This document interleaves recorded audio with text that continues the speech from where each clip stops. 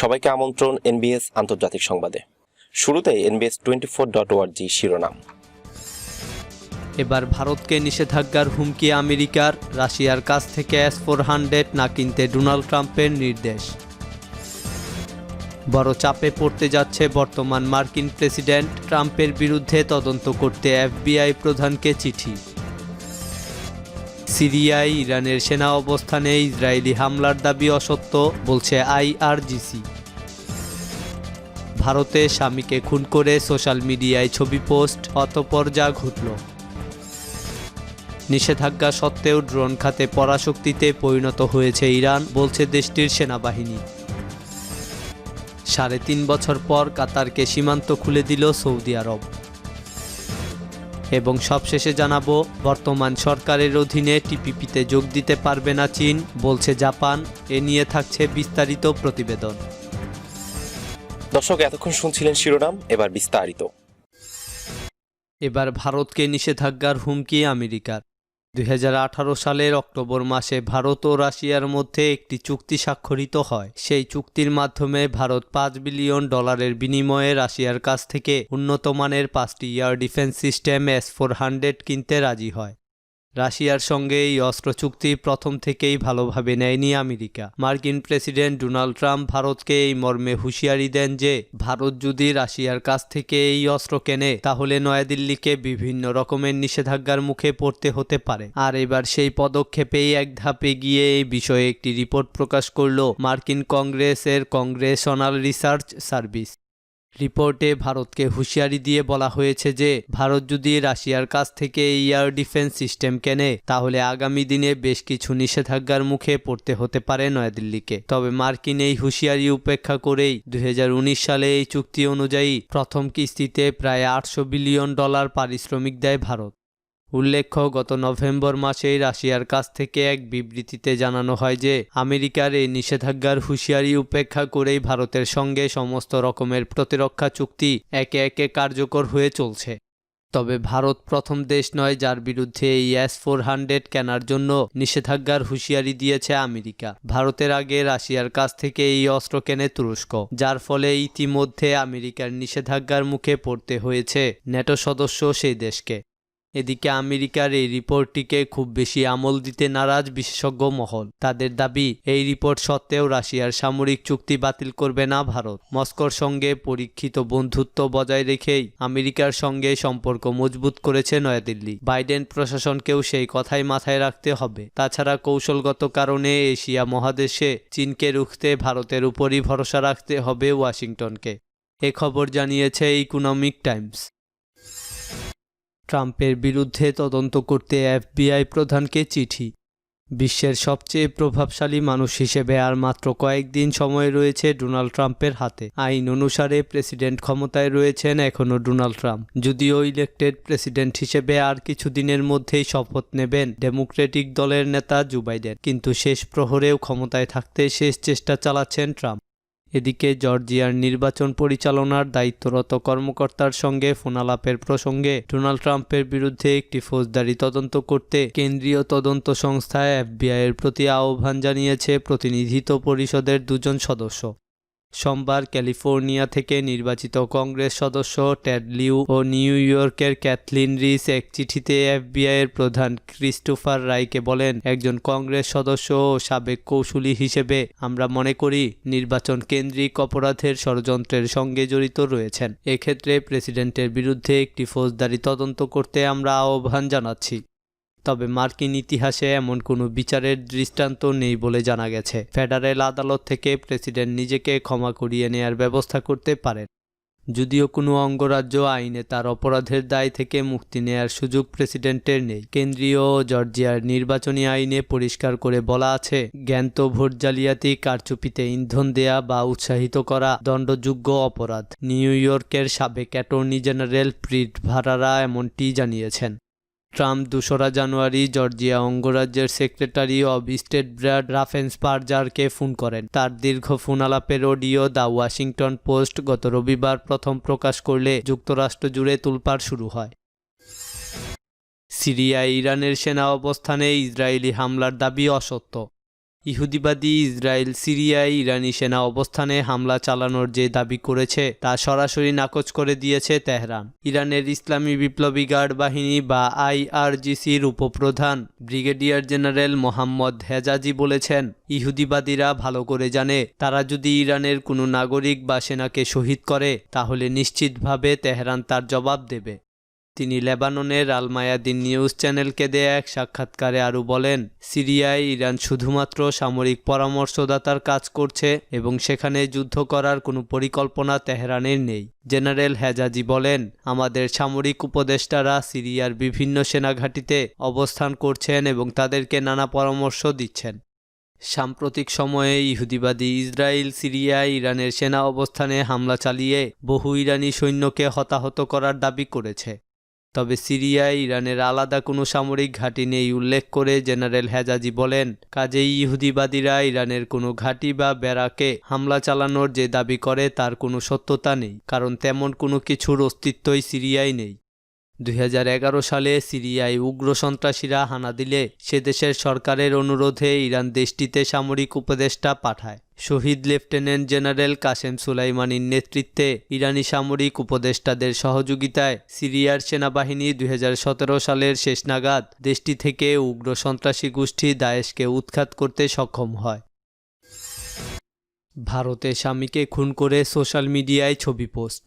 স্বামীকে ছুরি দিয়ে খুন করে সেই ছবি সোশ্যাল মিডিয়ায় পোস্ট দিলেন 36 বছরের এক নারী। তারপর নিজেও আত্মহত্যার চেষ্টা করেছেন। শনিবার ভারতের দিল্লির ছাতারপুর এলাকার একটি ভাড়া ফ্ল্যাটে এই ঘটনা ঘটে। খবরে বলা হয়, সোমবার ঘটনার কথা জানিয়েছে পুলিশ। পুলিশ বলেছে, প্রতিবেশীদের থেকে ফোন পেয়ে দরজা ভাঙার পর পুরো বিষয়টি সামনে আসে। খবরে আরও বলা হয়, ওই নারী স্বামীকে খুন করার ছবি সোশ্যাল মিডিয়ায় পোস্ট করতেই তা নজরে এসেছিল এক প্রতিবেশীর। তারপর ওই বাড়ির মালিক এবং প্রতিবেশী ফোন করে স্থানীয় থানায়। পুলিশ দরজা ভেঙে দেখে মৃত ব্যক্তির দেহ রক্তে ভেসে যাচ্ছে। দেওয়ালের বিভিন্ন জায়গায় রক্তের দাগ। ওই নারীও চেতনাহীন অবস্থায় পড়ে রয়েছেন। ওই নারীকে পুলিশ উদ্ধার করে স্থানীয় হাসপাতালে ভর্তি করে। সেখানেই চিকিৎসা চলছে তার বিরুদ্ধে ভারতীয় দণ্ডবিধির বিভিন্ন ধারায় মামলা দায়ের করেছে পুলিশ। এক পুলিশ অফিসার বলেছে, ওই দম্পতি একটি বীমা সংস্থায় কাজ করতেন। তাদের কোনো সন্তান নেই। তাদের বাড়ি মধ্যপ্রদেশের উজ্জয়িনীতে হলেও 2013 থেকে ছাতারপুরেই ভাড়া থাকতেন তারা। নিষেধাজ্ঞা সত্ত্বেও ড্রোন খাতে পরাশক্তিতে পরিণত হয়েছে ইরান। ইরানের সেনাবাহিনীর উপপ্রধান ব্রিগেডিয়ার জেনারেল মোহাম্মদ হুসাইন দাদরাজ বলেছেন, আমেরিকার সর্বাত্মক নিষেধাজ্ঞা সত্ত্বেও তার দেশ বিভিন্ন সামরিক সরঞ্জাম, বিশেষ করে পাইলটবিহীন বিমান বা ড্রোন তৈরিতে চোখ ধাঁধানো সাফল্য অর্জন করেছে। তিনি সোমবার ইরানের সেনাবাহিনীর কমব্যাট ড্রোনের প্রথম যৌথ মহড়ার প্রস্তুতি পরিদর্শন শেষে কথা জানান। জেনারেল দাদরাজ বলেন, শত্রুদের নিষ্ঠুর নিষেধাজ্ঞা সত্ত্বেও ইরান নিজস্ব প্রযুক্তিতে এমন সব ড্রোন তৈরি করেছে যেগুলো বিশ্বের অন্যতম দেশগুলো ড্রোনের সঙ্গে প্রতিযোগিতায় লিপ্ত হতে সক্ষম। শত্রুর যে কোনো হামলার কঠোর জবাব দেওয়ার জন্য ইরান সার্বক্ষণিকভাবে প্রস্তুত রয়েছে বলেও জানান ইরানের সেনাবাহিনীর উপপ্রধান। মধ্যপ্রাচ্যে শান্তি ও স্থিতিশীলতা প্রতিষ্ঠা করার লক্ষ্যেই এই যৌথ ড্রোন মহড়া চালানো হচ্ছে জানিয়ে জেনারেল দাদরাজ বলেন, বহিরাশক্তি ও শত্রুর যে কোনো চ্যালেঞ্জ মোকাবেলার জন্য ইরান সদা সর্বদা প্রস্তুত রয়েছে। তিনি বলেন, এই মহড়ায় যেসব ড্রোন প্রদর্শন করা হয়েছে তা এই খাতে ইরানের বিশাল প্রস্তুতির সামান্য অংশ মাত্র। জেনারেল দাদরাজ জানান, ইরানের কাছে গোয়েন্দা, আত্মঘাতী ও কমব্যাট 3 ধরনের ড্রোন রয়েছে। ইরানের সেনাবাহিনীর শত শত কমব্যাট ড্রোন 5 জানুয়ারি মঙ্গলবার আরও পরে শুরু হতে যাওয়া যৌথ মহড়ায় অংশ নিতে যাচ্ছে। 2 দিন ব্যাপী এই মহড়া মূলত ইরানের সেমনান অঞ্চলে অনুষ্ঠিত হলেও সারা দেশের সীমান্ত এলাকাগুলোতে একযোগে এই মহড়ায় অংশ নেবে বহু কমব্যাট ড্রোন। 3.5 বছর পর কাতারকে সীমান্ত খুলে দিল সৌদি আরব। সৌদি আরব প্রতিবেশী কাতারকে তার স্থল সীমান্ত খুলে দিয়েছে। কুয়েতের পররাষ্ট্রমন্ত্রীর বরাত দিয়ে কাতারের আল জাজিরা টেলিভিশন চ্যানেলে খবর দিয়েছে। এছাড়া আকাশ ও সমুদ্র সীমান্ত পথও খুলে দিতে যাচ্ছে সৌদি সরকার। সৌদি আরবে 5 জানুয়ারি মঙ্গলবার পারস্য উপসাগরীয় দেশগুলোর শীর্ষ সম্মেলন অনুষ্ঠিত হওয়ার কথা রয়েছে। তার আগে কুয়েতের পররাষ্ট্রমন্ত্রী আহমাদ নাসের আল সাবা সোমবার কুয়েত টিভি চ্যানেলকে বলেন, ভূমি, আকাশ ও সমুদ্র সীমান্ত খুলে দিতে কাতারের সঙ্গে একটি চুক্তিতে পৌঁছেছে সৌদি আরব। 3.5 বছর পর সৌদি আরব কাতারকে তার সীমান্ত খুলে দিল। আশা করা হচ্ছে সৌদি আরব, সংযুক্ত আরব আমিরাত ও বাহরাইনের সঙ্গে কাতারের দীর্ঘদিন ধরে যে দ্বন্দ্ব চলে আসছিল তার নিরসনের পথ খুলে দেবে এই শীর্ষ সম্মেলন। 2017 সালের জুন মাসে সৌদি আরব, বাহরাইন, সংযুক্ত আরব আমিরাত ও মিশর কাতারের উপর স্থল ও সমুদ্র আকাশপথের অবরোধ আরোপ করে। এসব দেশ তখন কাতারকে সন্ত্রাসবাদ পৃষ্ঠপোষকতা দেওয়ার অভিযোগ তুলে। এছাড়া ইসলামী প্রজাতন্ত্র ইরানের সঙ্গে কাতারের ঘনিষ্ঠ সম্পর্ককেও এসব দেশ ভালো চোখে দেখেনি। তবে সন্ত্রাসবাদের প্রতি পৃষ্ঠপোষকতার অভিযোগ সবসময় নাকচ করে এসেছে কাতার। অবশ্য ইরানের সঙ্গে ঘনিষ্ঠ ছিল এবং আরব দেশগুলোর অবরোধের পর তেহরানের সঙ্গে দুহার সম্পর্ক আরও বেশি ঘনিষ্ঠ হয়। বর্তমান সরকারের অধীনে টিপিপিতে যোগ দিতে পারবে না চীন।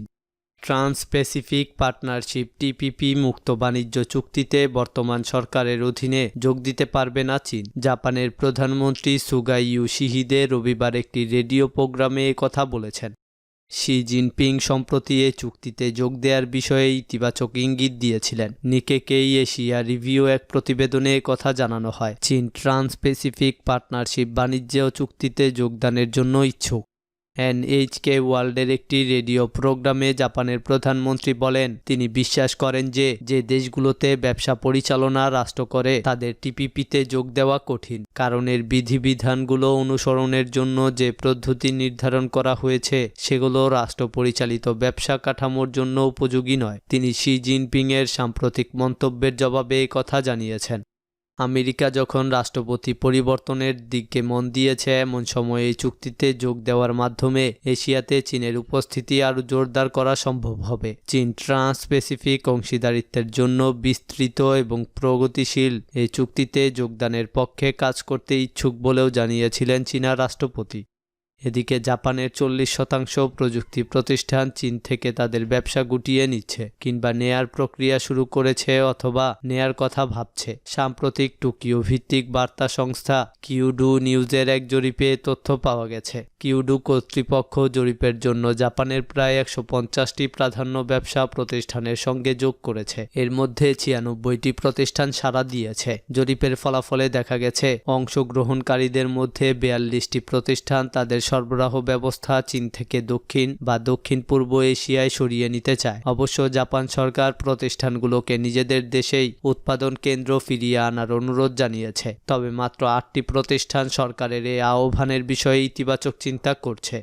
প্রায় 60% প্রতিষ্ঠান জানিয়েছে তারা অভ্যন্তরীণ প্রশিক্ষণ চালাচ্ছে বা নিজেদের গুরুত্বপূর্ণ প্রযুক্তিগুলো চিহ্নিত করেছে। 27% বা 26টি প্রতিষ্ঠান বলেছে তারা প্রযুক্তিগত তথ্য ফাঁস হওয়া ঠেকাতে অংশীদারীদের সঙ্গে যৌথ গবেষণা নিষিদ্ধ করেছে। 6টি প্রতিষ্ঠান বলেছে তারা এসব বিষয়ে এখনো কোনো পদক্ষেপ নেয়নি। মাত্র একটি প্রতিষ্ঠান অন্যদের সঙ্গে যৌথ গবেষণা করছে।